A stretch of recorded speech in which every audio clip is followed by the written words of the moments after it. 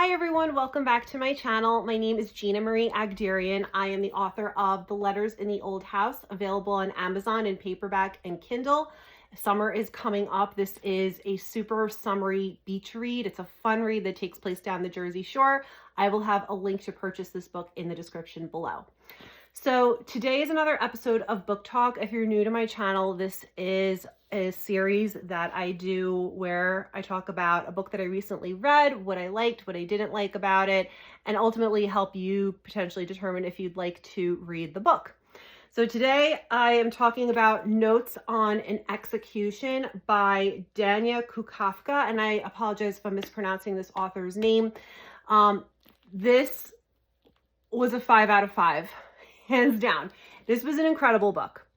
A couple caveats. I don't think this is for somebody who is squeamish or for the faint of heart. If you don't like reading about murders, or if that kind of stuff freaks you out, you may want to skip this one. It's certainly not for everybody, but for me, it was an incredible book.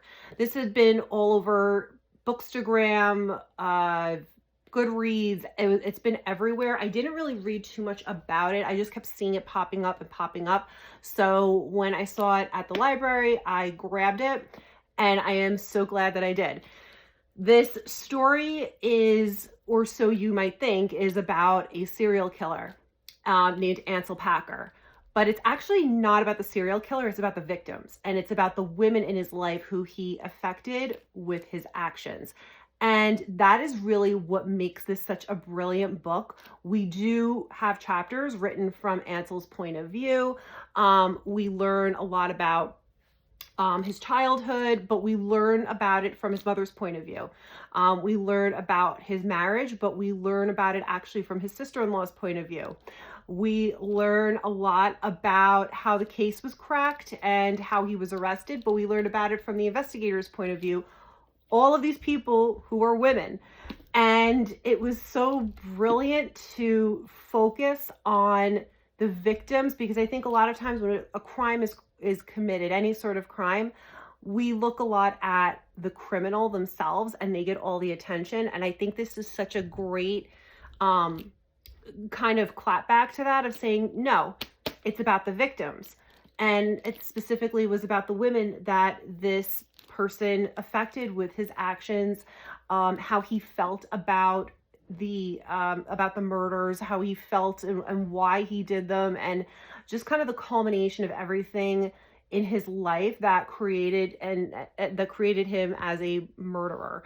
When we meet the main character, or not really the main character, but the murderer, Ansel, we meet him with only hours to live. He's on death row. And so we learn what's going through his brain and what he's thinking about and how he feels. And we do have chapters that follow him through his journey, I'll say. I'll leave it at that because I don't want to spoil anything. But ultimately it's about the women in his life. And again, if you're squeamish, skip this one. If you get triggered by murder stuff, skip this one.